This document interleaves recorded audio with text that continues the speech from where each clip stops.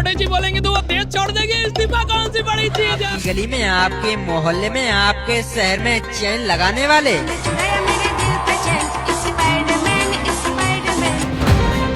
লম্বা লম্বা রাজনৈতিক ভাষণ কিংবা হাতে লেখা সাধারণ পোস্টারের দিন যেন শেষ।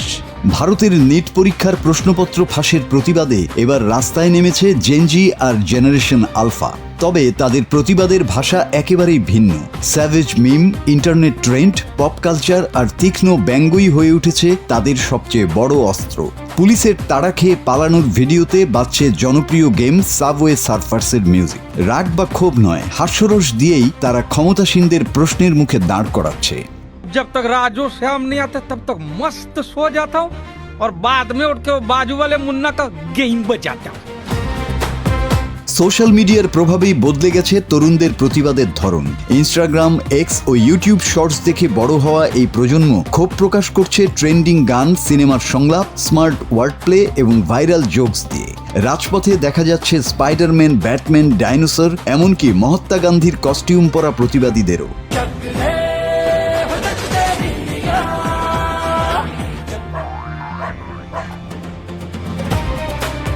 দিল্লির যন্তর মন্তরে পুলিশ যখন আন্দোলনকারীদের ছত্রভঙ্গ করে, তখন সেই দৃশ্যকে অনেকেই সাবওয়ে সার্ফার্সের সঙ্গে তুলনা করেছেন।